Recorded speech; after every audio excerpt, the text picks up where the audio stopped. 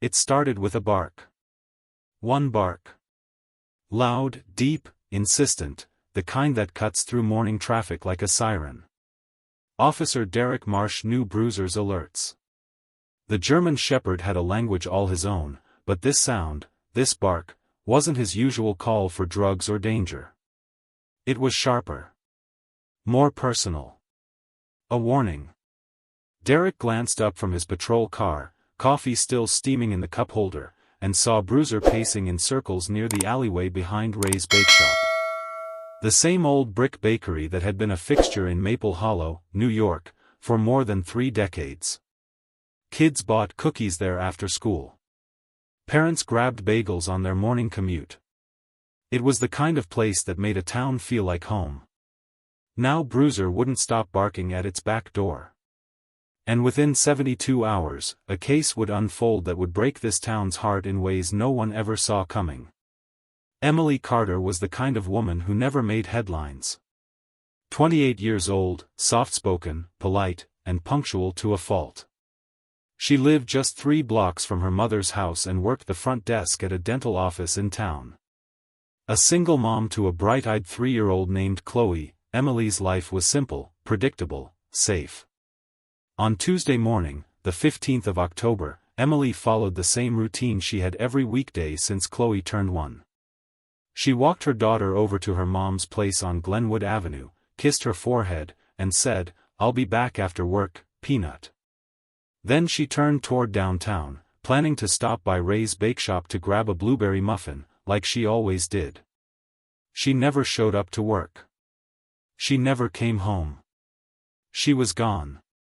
Emily's mother, Patricia Carter, reported her missing that same evening when she didn't pick up Chloe. At first, officers treated it like one of those, maybe she just needed a break, cases. Maple Hollow wasn't exactly known for danger. But Patricia knew better. Emily wasn't the type to vanish. And she'd never, never, leave Chloe behind. The first 24 hours passed quietly. The police checked with co-workers, friends, neighbors. Her purse, phone, and car were missing too, but there was no sign of struggle. The only possible lead? One witness remembered seeing her near Pine Street, walking past Ray's Bakeshop, around 8:20 a.m. The bakery's owner, Ray Donnelly, a 62-year-old town favorite with laugh lines and a flour-dusted apron, told officers she had walked past but hadn't stopped in. "She just waved and kept moving," he said with a kind smile. Still, something didn't sit right with Derek. He'd known Emily, at least in passing. She brought Chloe to the station's Back the Blue event last summer. She wasn't a runaway. She wasn't someone who skipped work. And Bruiser didn't bark like that for nothing. 3 days after Emily vanished, Derek decided to take another walk around her usual route. That's when Bruiser locked in on the scent again. Same alley. Same spot. Same urgency. Derek kneeled next to the dog, who was now scratching near the trash bins and whimpering low. He moved a few wooden crates aside.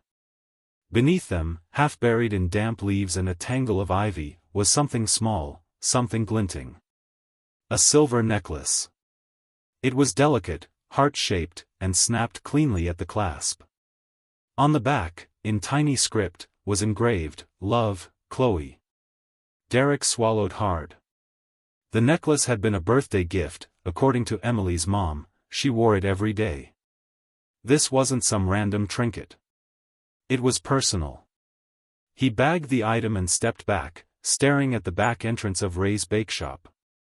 Over the next few days, things escalated fast.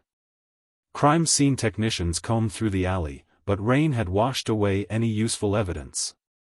Ray remained calm through questioning, offering fresh bread to the officers, saying he hoped Emily was found safe. He even told a reporter from the local paper, "She was a sweetheart. Breaks my heart she's missing." But Bruiser kept pulling Derek back to the bakery. Every time they walked past it, barking, growling, pacing. Dogs didn't lie. Not Bruiser. And then a chilling detail surfaced: the security footage. A camera from a hardware store across the street had grainy footage of the morning Emily disappeared. At 8:17 a.m., she walks past the bakery. At 8:22 a.m., a shadowy figure enters the back door of the bakery from the alley. No footage of her ever coming out. The figure matched her height. Same beige coat. Same dark pants. Derek's stomach dropped. Emily Carter didn't disappear in some distant city. She didn't get lost in the woods or hop a bus out of town. She walked into a building that everyone trusted. A building that had served the community for 30 years. She walked into Ray's Bakeshop. And she never walked back out. Bruiser knew it. Derek felt it. But they didn't have a body. No crime scene. No witness. Not yet. But something was coming. In the quiet that followed, Derek returned home that night and found Chloe's drawing, handed to him by Patricia earlier in the day. It showed a girl and a bakery with a big red X across the door. Standing in front of it was a tall man with angry eyes. And a woman with long brown hair on the ground. The scrawl underneath, in a child's shaky hand, read, "Mama said don't tell anyone." Derek looked at Bruiser. "We're not stopping. There's a reason Officer Derek Marsh always trusted his partner more than half the people he interrogated." Bruiser never hesitated. Never second-guessed. When the German Shepherd fixated on a spot or scent, there was always a reason, even if humans couldn't see it yet. And Bruiser was now fixated on Ray's Bakeshop. Again. Saturday morning, barely past sunrise, the street was quiet, just a couple joggers in sweatshirts, the occasional early riser sweeping leaves off their porch. But at the back alley of the bakery, Bruiser was a dog possessed. He barked. Sniffed.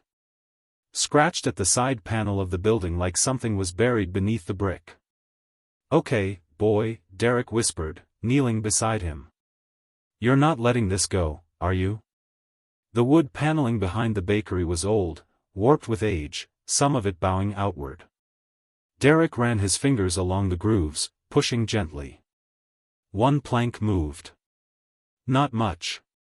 Just a quarter inch. Enough to know it had been tampered with. Back at the station, Derek filed for a secondary warrant to conduct a more invasive search of the premises. Lieutenant Roberts wasn't thrilled.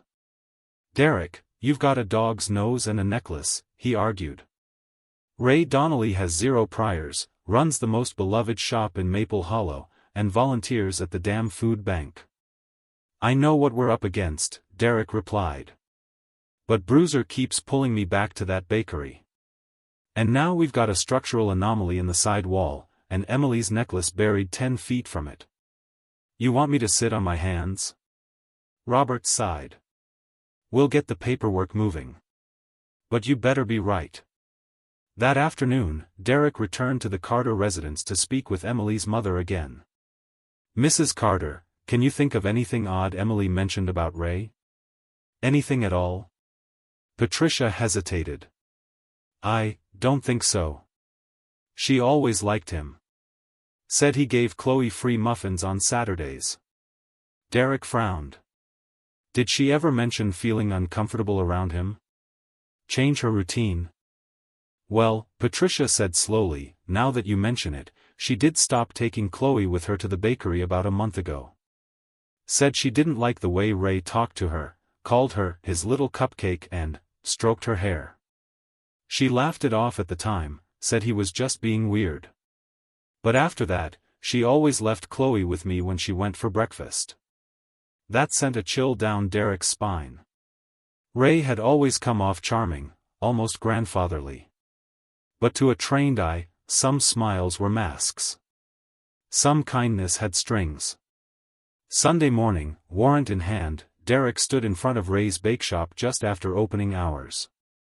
Ray blinked behind his wire-rimmed glasses, flowers still clinging to the hairs on his forearms. "Another search?" he asked with a faint chuckle. "You sure Bruiser didn't just smell some spilled meat scraps out back?" "This time we're going inside," Derek said calmly. Full interior sweep. Basement, storage, everything. Ray's smile faltered, but only for a second. Of course. I've got nothing to hide. Bruiser didn't hesitate. As soon as they crossed the threshold, the dog's ears perked up. His nose hit the ground. He weaved past racks of sourdough, skirted the prep table, and headed toward a narrow door marked, storage, staff only. Ray stepped between them. That room's just flour and boxes, nothing special. We'll take a look anyway, Derek said, nudging Bruiser forward. Inside, the room was dim, lit only by a single overhead bulb. Bags of flour lined the wall. A dusty mop leaned in the corner. Everything looked ordinary. Until Bruiser began circling the floor.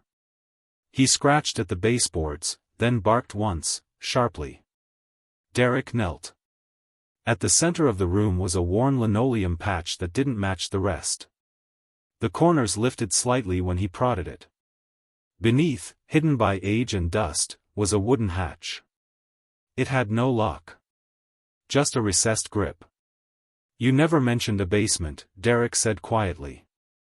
Ray's voice was tight. It's not. It's just an old crawlspace. Been sealed off since before I bought the place. Let's find out. The trapdoor groaned as Derek lifted it open. The stale scent of mildew drifted up from the darkness below. Bruiser sniffed the air and growled. The crawlspace wasn't much, just 6 feet down, a dirt floor, and some rotting support beams. But there was space. And more importantly, footprints. Fresh ones. And something else. In the corner, behind a stack of old crates, Derek's flashlight caught a glint of metal. He crouched and pulled it free, a rusted tin lunchbox, the kind a kid might carry to school in the 80s. Inside, a child's sock, stained pink. A pacifier. A crumpled wrapper from a muffin, with Chloe's name scribbled in Sharpie. Derek stood up slowly, every muscle in his body tensing. The crawlspace wasn't just a forgotten corner of the bakery. It was used. Recently. Carefully. And there was no reason anything belonging to Chloe should be down there. Ray stood at the top of the trapdoor, eyes wide. He opened his mouth as if to speak, but no sound came out. Derek didn't wait. You need to come with us, he said, motioning to his partner. Bruiser barked once, deep and certain. That evening, back at the station, Derek sat across from Ray in the interrogation room. His once friendly expression had hardened. The flour was gone from his clothes. His apron removed. You want to tell me why my dog keeps finding evidence tied to a missing woman and her daughter in your bakery? Ray stared at the table. What were you doing in that crawlspace, Ray? No response. You said Emily passed by your shop. You said she didn't come in. But now we've got her necklace, her kids' belongings, and your hidden room. Ray finally spoke. She was upset, he muttered. Derek leaned in. About what? Ray's voice cracked. She thought I did something. She misread it. Misread what? She came in early one morning. I was helping one of the girls who stops by sometimes. Giving her breakfast. It's not what she thought. But Emily, she said she'd call the cops. And you didn't want that, Derek said flatly. Ray went quiet again. Derek stood. You're not going home tonight. He turned to the one partner he trusted most in the room, the one who had followed the scent when no one else believed it mattered. Good job, Bruiser, he said quietly. The shepherd sat at his side, watchful and alert. This wasn't over. Not even close. Officer Derek Marsh had learned something over his 12 years in law enforcement. Monsters don't always live in the dark. Sometimes, they bake muffins and remember your birthday. Maple Hollow had always trusted Ray Donnelly, the owner of Ray's Bakeshop. He knew every kid's name, gave out free cookies on Halloween, and never missed the annual Donuts with Deputies fundraiser. But now, Derek couldn't ignore the evidence, or the instincts of his K-9 partner, Bruiser, who wouldn't stop circling the bakery like it was harboring a ghost. And maybe it was. The necklace found behind the bakery alley had been confirmed by Emily's mother as the one Chloe gave her. But when Derek tried to bring Ray back in for questioning, the man didn't flinch. He offered coffee. Gave a slice of banana bread to one of the younger officers. Joked about how the town was getting too paranoid. Derek kept the conversation casual. You said Emily walked past that Tuesday morning. Are you sure she didn't come inside? Ray shook his head, wiping flour off his hands with a towel. Positive. I would have remembered. She usually stops in. That morning, she looked like she was in a hurry. Bruiser, lying by Derek's feet, let out a low growl. Derek's eyes flicked down. Bruiser rarely made a sound indoors, unless something was wrong. You alright, boy? Derek muttered. Ray smiled. Maybe your partner just doesn't like the smell of yeast. Derek smiled back, but something in his gut tightened. Later that day, Derek pulled Emily's employment records. She'd called out sick the day before she disappeared, a Monday. Unusual for someone with her clean attendance history. Her manager, Debbie Sanchez, mentioned Emily had seemed stressed for weeks. She got a phone call Friday afternoon that really rattled her, Debbie told him. She got all quiet after. Wouldn't say who it was. What did she say when you asked? Debbie paused. She just said, I don't want to talk about it here. That was it. Derek jotted it down. He asked for the office landline records and Emily's cell phone number. Her last outgoing call was to a landline, listed under Ray Donnelly. Derek's jaw clenched. He checked the date, Monday, 3:14 p.m., the day before she vanished. The next morning, Derek and Bruiser returned to Ray's Bakeshop with a civilian building inspector and a court-issued warrant for a health and safety inspection. Ray looked confused at first, but didn't protest. Routine, Derek explained. Just checking basements, wiring, code compliance. They moved through the storefront into the rear storage. Derek watched Ray carefully, his posture, his hands. He wasn't smiling this time. In the back room, sacks of flour leaned against one wall, nearly blocking a small metal door. What's in there? Derek asked. Just old supplies. Been sealed off for years. Bruiser suddenly snapped alert, ears perked, tail stiff. He rushed to the door, sniffing along its base. Then came the scratching, frantic, demanding. Derek stepped forward. Ray, unlock it. Ray hesitated. I don't have the key anymore. Lost it years ago.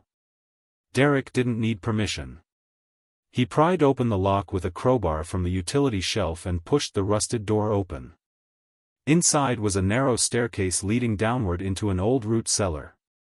The air was damp, heavy with the scent of mildew, wood, and something else, metallic. Bruiser descended first. The flashlight beam cut through the shadows. At the bottom of the stairs was a cramped room no larger than a backyard shed. Old wooden shelves lined the walls, cluttered with canned goods and dusty kitchen tools. But in the far corner was something out of place. A twin mattress on the floor. Blankets. A bucket. A half-used roll of paper towels. Bruiser stood frozen near the corner, nose pointing at a small, worn purse tucked behind a box of expired baking soda. Derek picked it up. Inside were a cracked cell phone, lip balm, a pack of tissues, and a Polaroid photo of Chloe and Emily at a park. His heart sank. The purse was Emily's. Patricia had described it in detail. She'd carried it every day. He turned to Ray. You said no one's been down here in years. Ray's face had gone pale. I didn't know that was there. I swear to God, I haven't used this room since '06. Derek wasn't listening anymore. He walked out, clutching the purse. The forensics team came in that afternoon.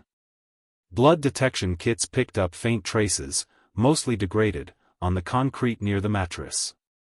Not enough for a profile yet, but enough to escalate. Derek returned home that evening feeling sick. Bruiser curled at his feet as he reviewed the crime scene photos on his kitchen table. His eyes kept going back to the purse. Something about the placement bothered him. Too clean. Too hidden. Someone didn't want it found, but didn't throw it away either. The next morning, Derek requested Ray's personnel history from the state archives. It turned up something odd. Back in 1987, when Ray was a high school janitor before opening the bakery, there was an incident report. A young girl had complained he followed her into the locker room. The school couldn't prove anything. No charges filed. But he resigned the next day. Why had no one ever connected the dots? Probably because no one thought they needed to. After all, Ray was a nice guy. Derek sat in his cruiser across the street from the bakery, watching Ray serve customers like nothing had happened. Bruiser sat in the back seat, eyes locked on the front entrance. That's when a familiar woman approached his window, Tracy Miller, a young mom from the neighborhood. "Officer Marsh," she said quietly. I think my daughter might have seen something." Derek lowered the window. "She's 5. She came home crying a couple weeks ago. Said she didn't like how Mr. Ray hugged too long. I didn't think much of it, he's always been nice, you know. But, now with Emily." Derek nodded slowly. "Would you be willing to bring her in to talk to one of our counselors?" Tracy nodded. "Yeah. I think I should." Back at the station, Derek updated the case file. Still no body. No direct evidence tying Ray to a crime. But the picture was getting clearer. Emily knew something. She made a phone call. She went missing. And now, children were starting to talk. And through it all, one thing had never lied. Bruiser kept barking at that bakery door. Bruiser didn't hesitate. The moment the search warrant cleared, he pulled Officer Derek Marsh straight through the front doors of Ray's Bakeshop, past the racks of warm sourdough loaves and glazed donuts, through the swinging doors into the back kitchen where flour dust floated in the air like smoke. Derek knew this dog, had worked with him for nearly 7 years, and Bruiser had never led him wrong. When Bruiser stopped sniffing, barked once, then scratched furiously at the corner of the dry storage area near the flour sacks, every officer in the room paused. The bakery's back room was crowded with metal racks, bulk ingredients, and crates of old baking equipment. Derek followed the sound of Bruiser's claws scraping the concrete and saw what had been hiding in plain sight, a trapdoor. Rough plywood, disguised with a flour-stained rubber mat, tucked between a wall and an unused dough mixer. It wasn't on any of the floor plans. And Ray Donnelly never mentioned it. "Get the crowbar," Derek said, his voice tight. Within minutes, they pried it open. A musty wave of stale air escaped from the darkness below. A single wooden ladder descended into a space lit only by the weak beam of their flashlights. Bruiser was already halfway down before anyone said a word. The underground room wasn't big, maybe 10 by 12 feet, but it was enough. A cot with an old plaid blanket sat against the far wall. There were 2 crates of expired canned beans, an empty gallon jug of water, and wrappers from protein bars scattered near the edge of a thin rug. On a makeshift shelf lay a pack of tissues, a tiny teddy bear keychain, and a plastic mirror. But it was the object in the corner that stopped everyone cold. A leather handbag. Derek crouched, flashlight aimed down. He reached in with gloved hands and slowly pulled out the contents one by one, a wallet with Emily Carter's driver's license, a tube of lipstick, a scratched phone with no battery, and a Polaroid photo. The image was faded but clear enough, Emily and Chloe smiling at a park bench, a birthday balloon in the background. Chloe was holding a cupcake. A silence fell across the room. "She was here," Derek said. Bruiser whined low. The forensic team got to work immediately, sectioning off the bakery and beginning a full sweep. Ray, who had watched the officers enter that morning with wide eyes and feigned concern, was now in the back of a patrol car, eyes hollow, sweat soaking through his collar. "I didn't know there was a basement," he kept saying. "It must have been from the old owner. We never used it." But Derek wasn't buying it. Ray had worked that bakery since the 80s. He inherited it from his father. There was no old owner. And every square inch of that building had passed through his hands at some point. Inside the hidden room, the team found partial fingerprints, some belonging to Emily, others still unconfirmed. There were dark stains on the rug, potential blood, and zip ties discarded beneath the cot. But more troubling was a notebook tucked beneath the mattress. In shaky handwriting, the last few pages appeared to be a journal. Derek flipped through it slowly, his gloved hand trembling. October 16th. "He won't let me leave. Says I know too much. I begged to call my mom. He just laughed. I don't think anyone's coming." October 18th. "I keep thinking of Chloe. If you find this, please tell her I love her." October 20th. "He said if I stay quiet, he'll let me go. But I don't believe him anymore." October 21st. "I heard him upstairs laughing. Serving customers. Like nothing is wrong." Derek had to step outside to breathe. That night, the entire town of Maple Hollow knew. The bakery was taped off, the street shut down. Local news vans parked outside the police perimeter, and reporters whispered among themselves. But nobody really had the words. Ray Donnelly, the man who had made birthday cakes for half the kids in town, was now the center of a criminal investigation. Patricia Carter was escorted inside the station and shown the items recovered from the hidden room.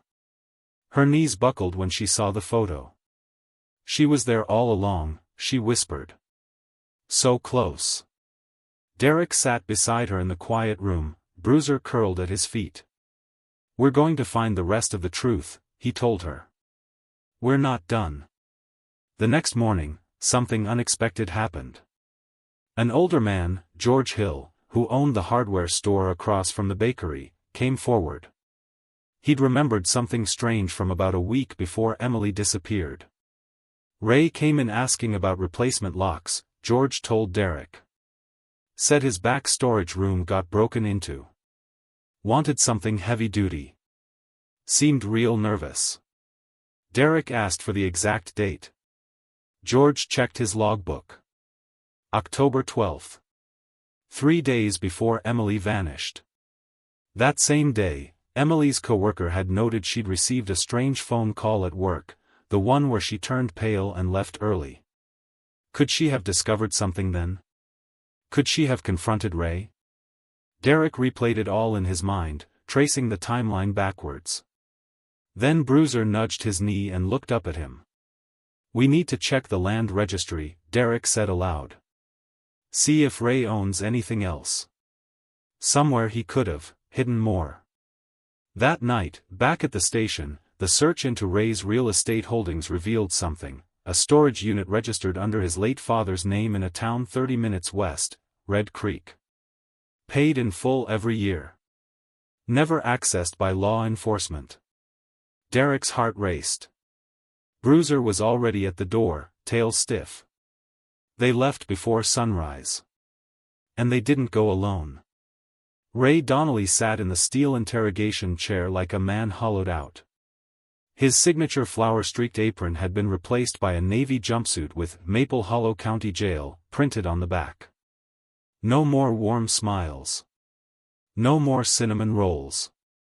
Just silence, and a faint tremble in his hands that wouldn't stop.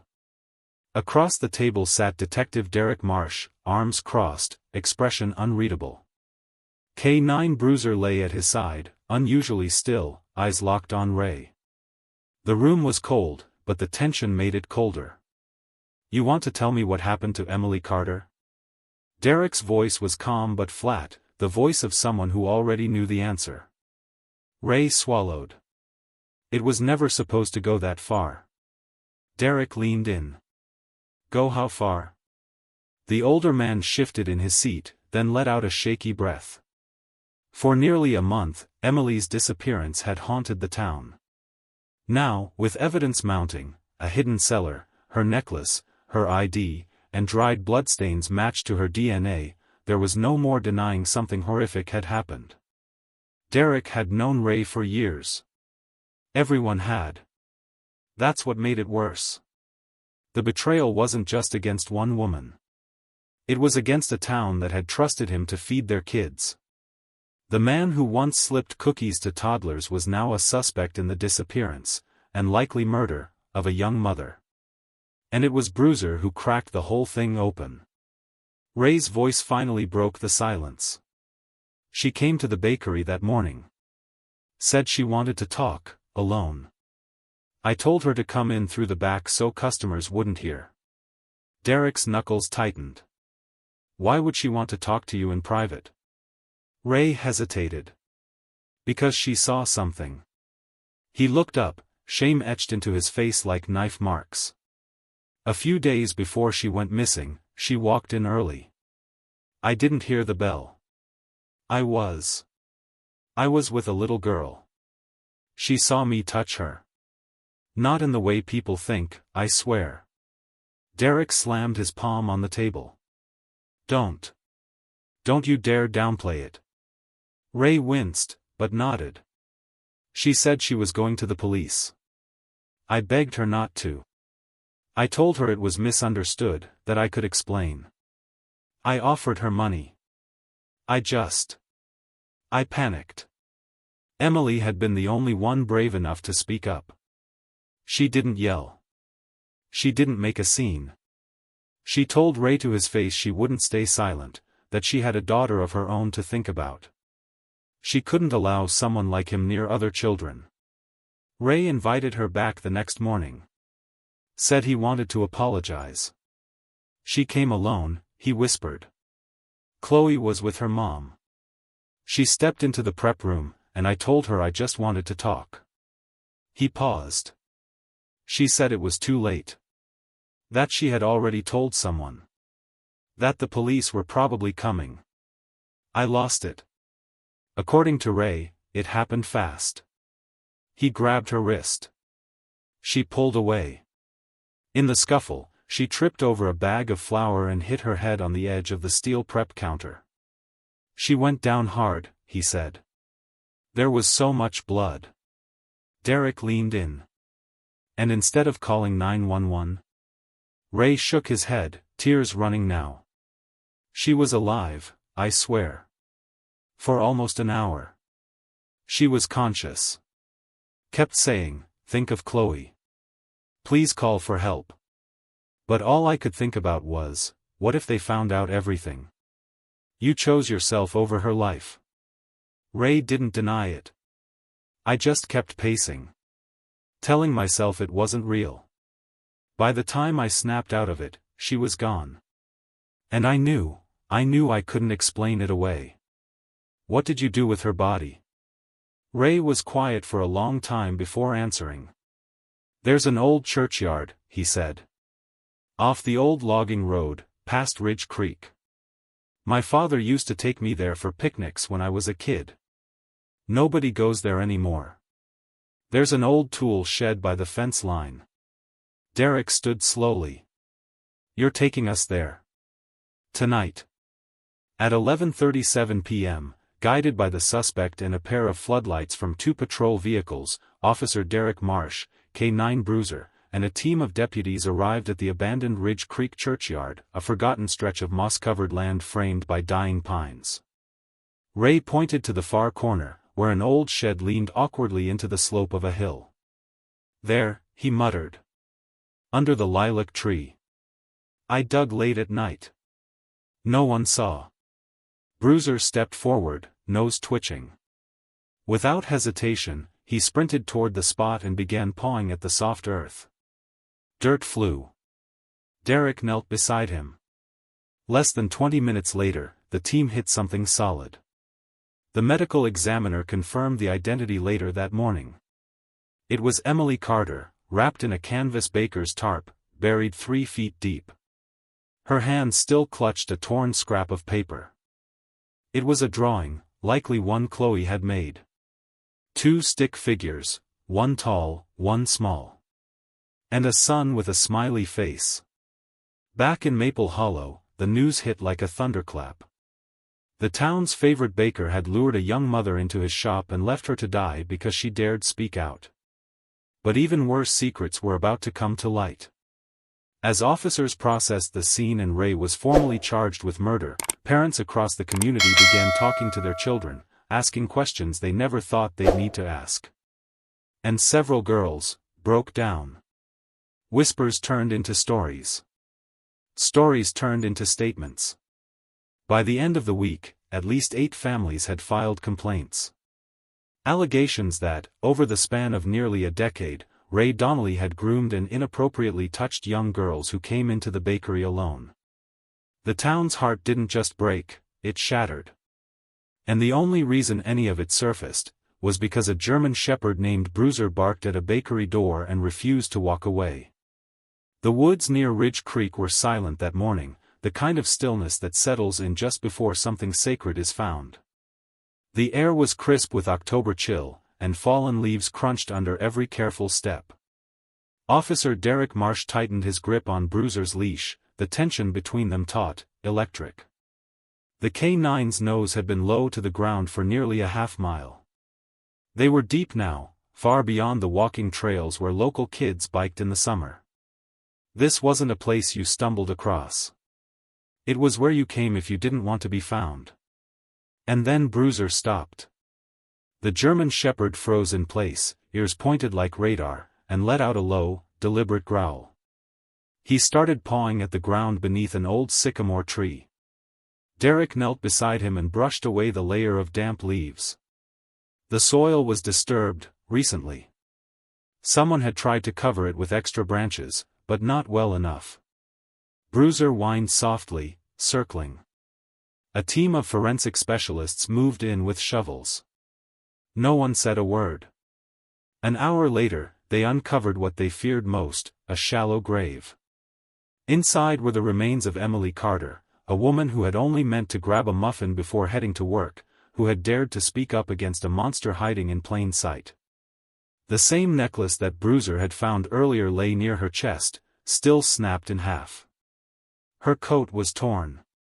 Her purse was buried beside her, unopened, still containing a photograph of her daughter Chloe.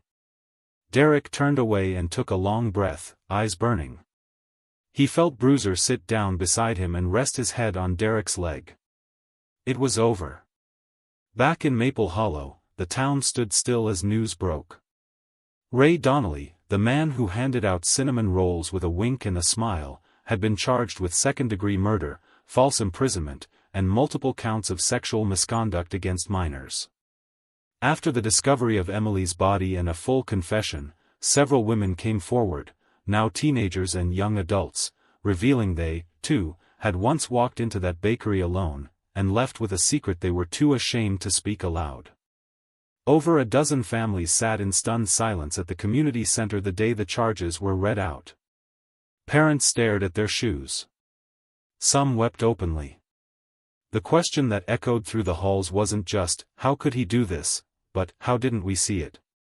Ray pled guilty in exchange for avoiding a public trial. But no one in Maple Hollow would ever forget what he'd done. The old bakery on Pine Street never reopened. The building sat abandoned for 6 months, its windows boarded up and graffiti scrawled across the faded sign, "No more silence." And then something beautiful happened. A group of neighbors, led by Emily's mother Patricia Carter, raised funds to purchase and transform the space. What stood in its place a year later was the Chloe House, a child advocacy and resource center dedicated to helping victims of abuse.